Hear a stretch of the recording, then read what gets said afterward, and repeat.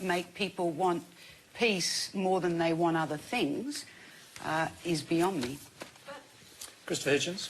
It's become a familiar thing. I should perhaps preface this by saying that with Edward Said, the late Professor Edward Said, I wrote a book about the rights of Palestinians and the way in which these have been negated by Israeli policy. But I know a lot of people in the Arab and Muslim world who are fed up with having the subject changed to Israel whenever human rights for them comes up. A very good example of this just last week in Tehran, where the government has an official Al-Quds Day, as it's called, the Day of Jerusalem, where school children and others are paraded. It's a more or less compulsory demonstration to say they'll give their blood and their lives for Palestine. And hundreds of thousands of Iranians turned up to say, no, we'll only give our blood for Iran, thanks. We're fed up with being told by the regime that they represent the oppressed of Palestine, that we can't talk.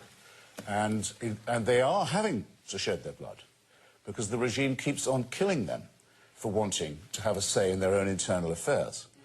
And a regime that does this and has just pulled off a blood-stained military coup that's overturned the results even of an already predeterminedly fraudulent election, that says that, that a woman's voice is worth that of only...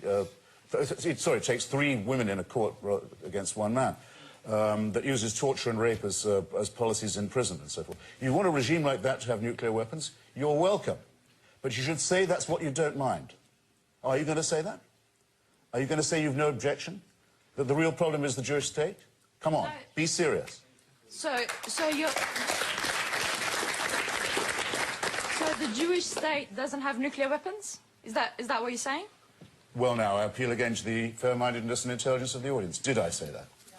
No, but did I in any way imply it? No, but... No.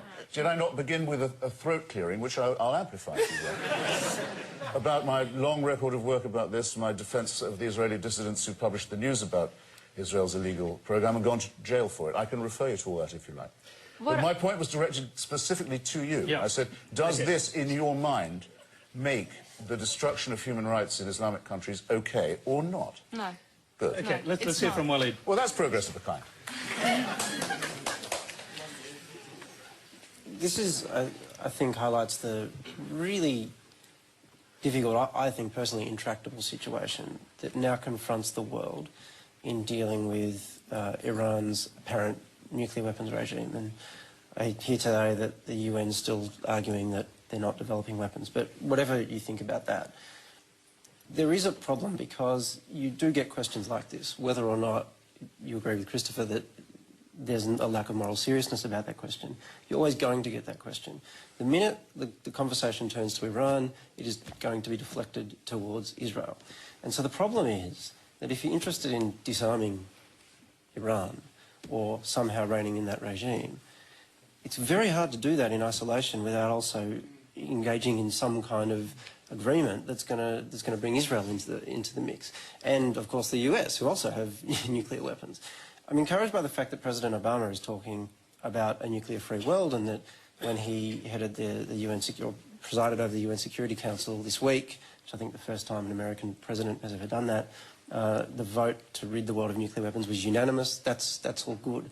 But now the really, really tough politics starts, and that is the politics of dealing with an Iranian regime that, frankly, probably sees very little incentive, if any, to try to disarm or to become less evil. It's got every reason to remain as evil and perhaps have become even more evil than it is. And Israel is going to have to be part of that discussion, whether they like it or not, whether the US likes it or not, because without that, I just can't see how there's a way forward on it. Tony, sorry, I simply must say this. I'm really sorry. Implied in both what Walid has said and the lady questioner is the idea that Iran is perfectly entitled to have nuclear weapons. At least if Israel is, it is. No, that's not what I... Well, the Iranian government, don't let's forget, says it doesn't want them and isn't planning to have them. And so if it turns out they are, it's not a problem to do with Israel. It's to do with them breaking every undertaking they've ever made at the United Nations, every undertaking they've ever made to the International Atomic Energy Authority, every undertaking they've ever made to the European Union negotiators. It means that international law is completely meaningless. And yet, when Mr. Ahmadinejad tests missiles, he says this is part of our nuclear program. How is that part of a peace program? Can I just say... Their party, their proxy party, Hezbollah, I've been to its rallies in Beirut. Do you know what the symbol of the party now is? What they put on the flag? A mushroom cloud, with a threat to the Jews written underneath it.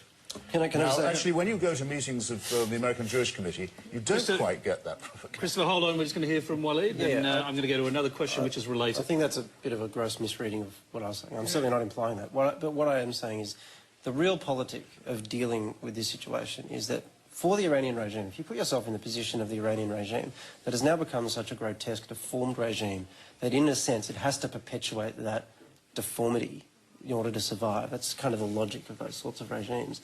The minute you do that, they're now in a position where it's just going to be